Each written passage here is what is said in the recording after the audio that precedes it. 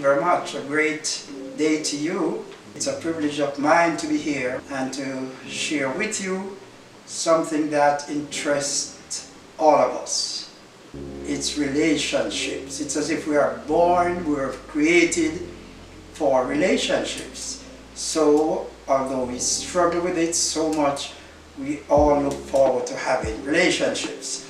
My name is Horace Kitson, and I pastor a church here in Orlando, West Orlando, and I'm the bishop over 5 churches in Jamaica, the House of Prayer and Praise. So I will be sharing with you, as I said, this thing concerning relationships. Before I do, let me just lay a foundation here.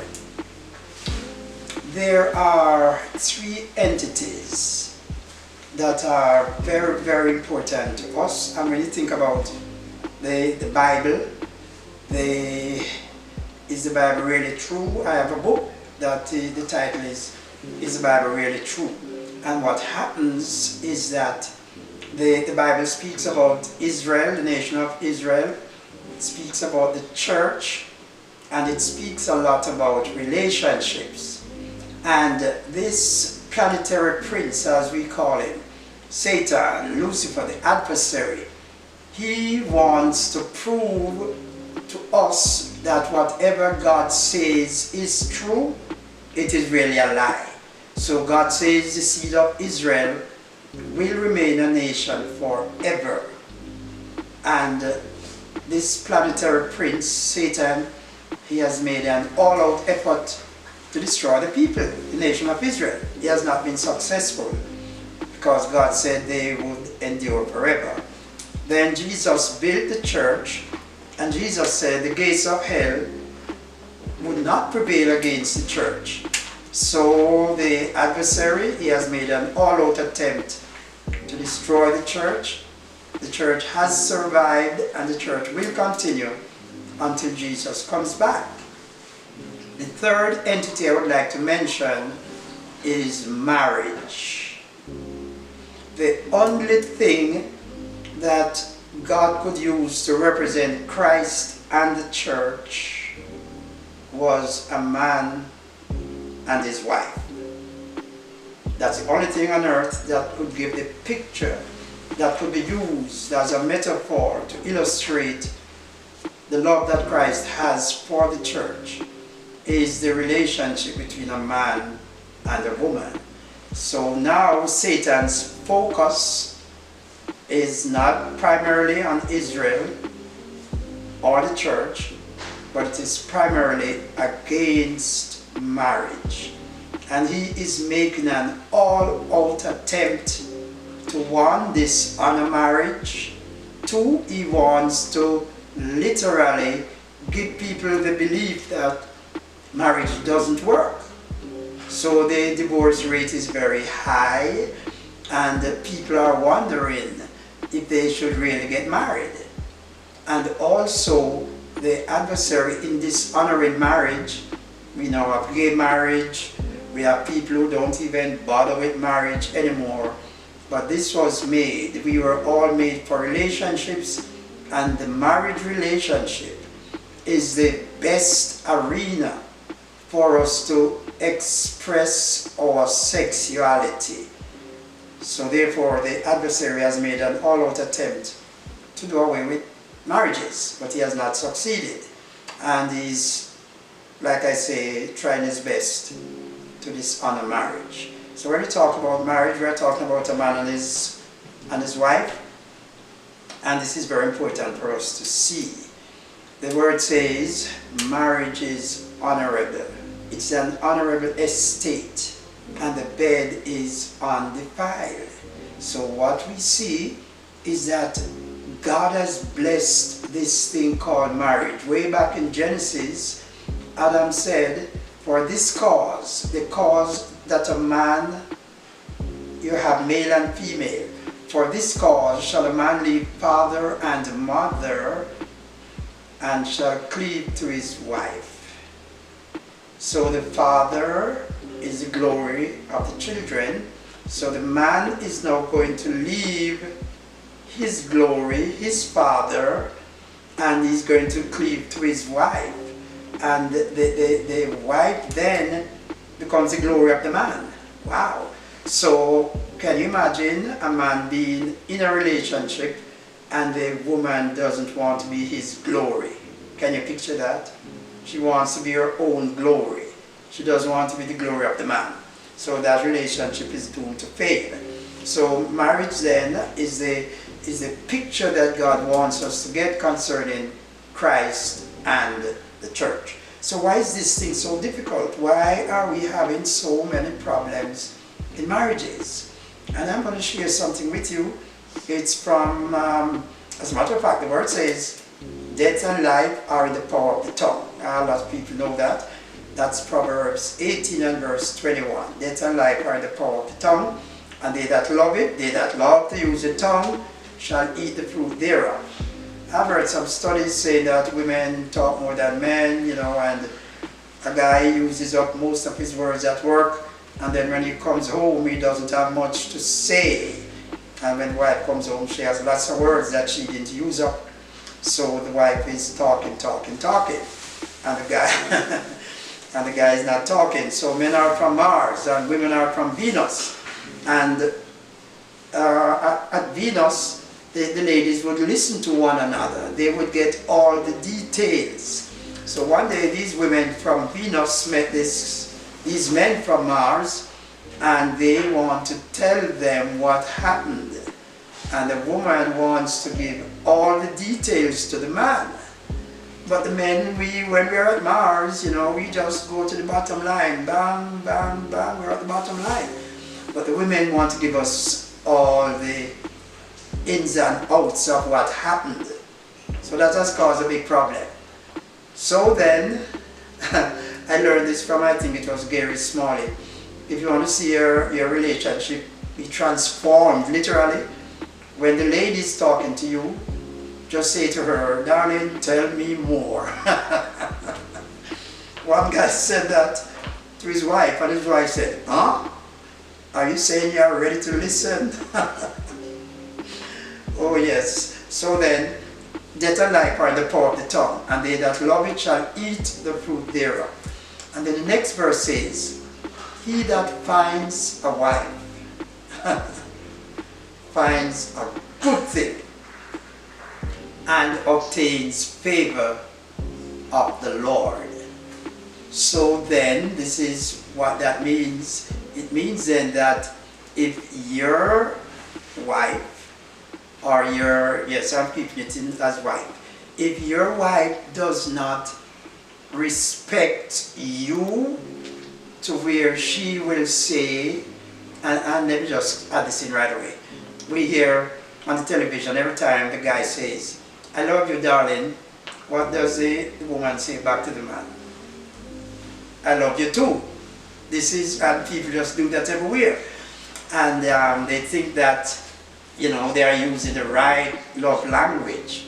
But actually, the man is commanded to love his wife. Husbands, love your wife, love your wife, love your wife, love your wife. 4 times. And once it says the woman is to reverence or honor or respect her husband. So then, the guy doesn't have to hear his wife say, I love you. But the woman can tell you the last time you said it to her, because she wants to hear it. But the guy, you don't have to say, I love you too. And here is the key now. If your husband or your fiancé says to you, I love you, darling, I love you, what you should say to him as a woman, darling, I appreciate you for loving me. I respect you for loving me and for how much you care for the children. That guy would go and work like crazy to make his wife happy, because what she did was to give him what he wants to hear. He wants to be respected.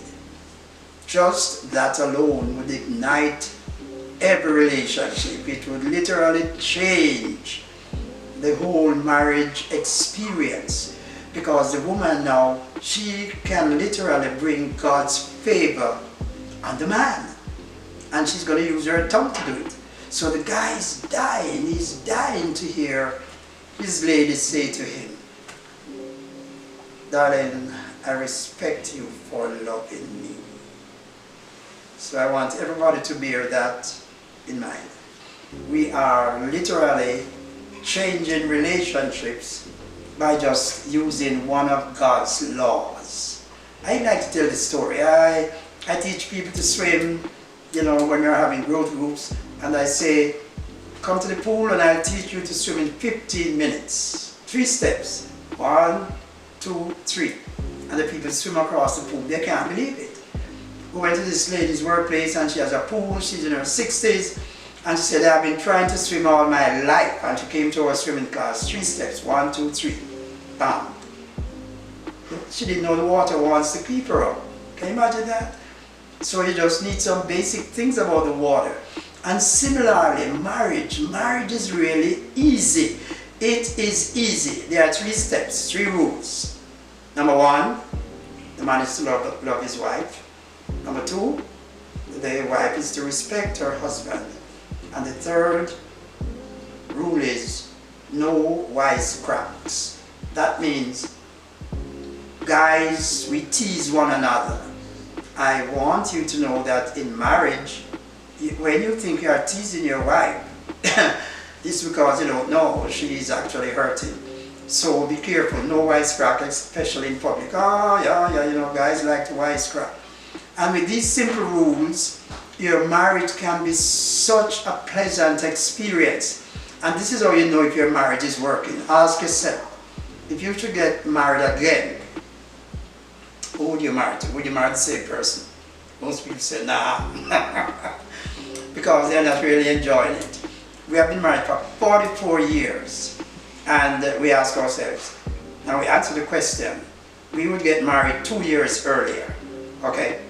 We got married in our middle 20s. We'll get married earlier so that we can, the Bible says, rejoice with the wife of your youth. I'm encouraging people, get married, go to school, set your goals, you know. After you leave college, get a job, you know, get married, 23, 24, 25. Don't wait until you're 40. The word says rejoice with the wife of your youth. And there are just some simple rules, you know them, God has simplified it, and the devil is a liar. He wants people to think that marriages doesn't work. I am telling you, it is an experience that every individual is looking forward to, but because of disappointments, they are frustrated and they think that marriages doesn't work. Marriages don't work. But when you know the simple rules, that woman, and I'm going to give you this and then maybe through this segment here. The words of God say in 1 Corinthians 11, you can find it and read it. The Apostle Paul said, Christ is the head of every man. And when I say Christ, I'm talking the one who died and came back from the dead. You can give him whatever color you want. As long as he rose from the dead, I'm talking about him. Christ is the head of every man. The man is the head of the woman. Not every woman, no. The man is the head of his woman. And further down it says, the woman is the glory of the man. This is why the wise woman who knows what the man is looking for, she uses her mouth and literally speak life and success into that man by just giving him the respect that he longs for. So the woman is the glory of the man. And a lot of guys out there walking around with a ring on their fingers, they have no glory because the woman has not consented to become his glory. But when we get the truth and the man starts loving her and she starts respecting him, the guy has a swagger that he doesn't even realize, but other women out there, they know if your wife is your glory, okay? And this is why people have so much trouble, because they are out there living but their glory is not supporting them.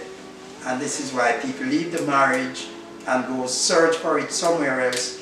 They still can't find it, because until that woman knows the truth is, she is the glory of the man. And when she decides to use her mouth and speak into the life of that man, I'm telling you, the whole world would change. So I'm going to leave that secret with you. Christ is the head of every man. We were counseling a couple that was getting married, and I said to the guy, how would you like to be the head of your wife? Just be careful with that now, because a woman doesn't want that, you know. She doesn't want nobody to be her head, okay?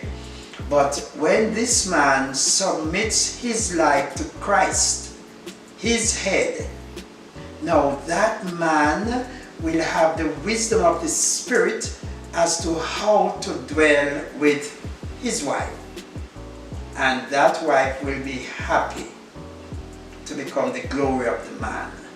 I trust that if you are out there and you're struggling with this thing called marriage, relationships, or whatever, you will realize that Christ is the head of the man. And when that man submits himself to his head, then the person that he's trying to cause to submit to him, that's a woman, she will be delighted to do it.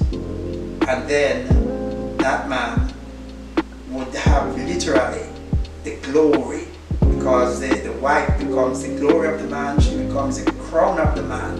And that man goes out there in the midst of what is happening, and that man becomes a leader. He's confident because his glory is supporting him. Well, I'm going to say thank you for listening to this segment. We'll be on again, and you will be greatly blessed. Thank you very much.